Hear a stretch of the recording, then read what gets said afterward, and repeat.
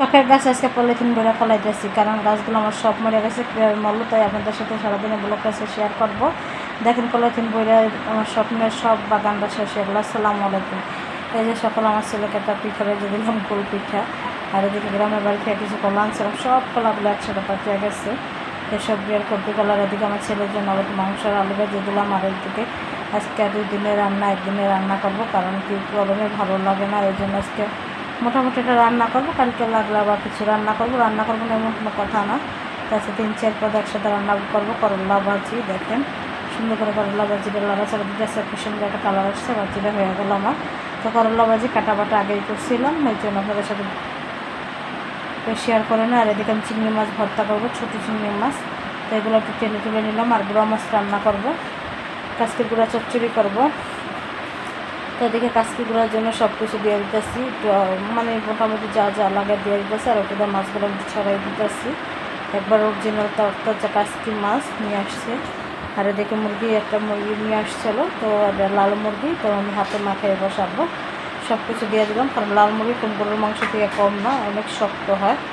যাই হোক, এরকম করে আমি হাতে মাখায় একটু পানি দিয়ে এখন বসাই দেবো। আর এদিকে আমার গুঁড়া মাছটা এখন চচ্চড়ি প্রায় হয়ে গেছে। আমি পুরো ধনিয়া পাতা দিয়ে দিলাম। ধনিয়া পাতা দেওয়ার পরে সুন্দর করে লাড়াচাড়া দিয়ে দিয়েছিলাম। লাড়াচাড়া দেওয়ার পর দেখেন কত সুন্দর একটা কালার আসছে। মাশাআল্লাহ, যে জিনিস দেখতে সুন্দর লাগে সেই জিনিস খাইতে খুব মজা লাগে, তাই তো। আর এদিকে আমি মুরগির মাংসটা সুন্দর করে একটু পানি দিয়ে দিয়েছিলাম, যেহেতু অনেক শক্ত মুরগি, লাল মুরগিটা, তাই একটু পানি দিয়ে লাড়াচাড়া দিয়েছিলাম। আর এদিকে আমি বাটাবাটি করতেছিলাম, ভর্তাটা একটু বাইটে নেব, চিংড়ি মাছের ভর্তা। দেখেন কত লবণীয় হয়েছে, কত মজাদার একটা রান্না হয়েছে, এরকম খাইতেও মজা লাগে। আর এদিকে দেখেন, এদিকে গরুর মাংস, মুরগির মাংস, বিলে যে মুরগির মাংস আমার রান্না শেষ, দুপুরে খাওয়া দাওয়া শেষ। এই দেখেন আমার শখের বাগানটা যেভাবে আমার তছনছ করে নিজের হাতে মানে ফালাইতে আমি জীবনে কল্পনা করে নিয়ে। দেখেন মরিচ গাছ, ফুল গাছ আমার সব মরে গেছে। শখের গাছ আজকে বলে পলিথিন বেড়ে ফেলাই দিব। প্রায় 5-6 বছরের স্বপ্ন আমার সব শেষ হয়ে গেলো। গ্রামের বাড়ি থেকে এসে দেখি সব গাছগুলো মরে গেছে। কয়েকদিন রাখছিলাম মায়া মায়া করে যে মনে কিছু বাঁচবে, তো 3-4টা বাঁচছে ভালোই। আর মরা গাছগুলো আমি ফেলাই দিতেছিলাম।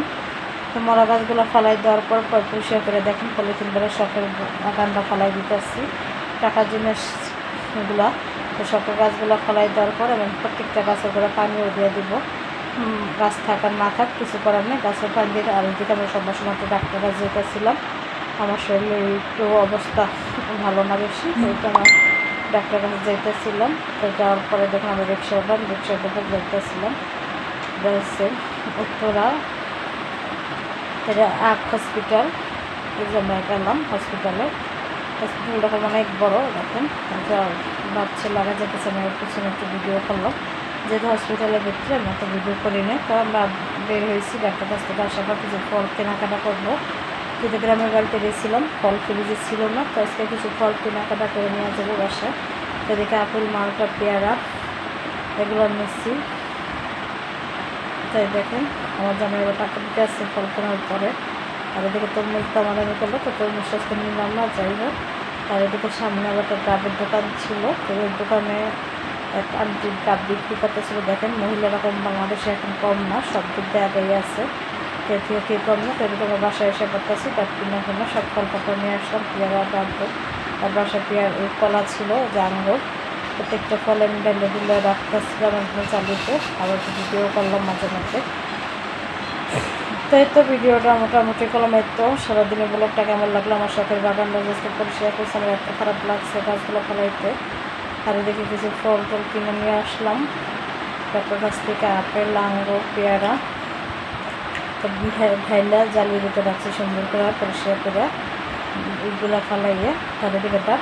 তো ভিডিওটা কেমন লাগছে, তো সবাই ভালো থাকবেন, সুস্থ থাকবেন। এই গরমে বেশি বেশি করে ডাব, বেলের শরবত খাবেন। তো আল্লাহ হাফেজ।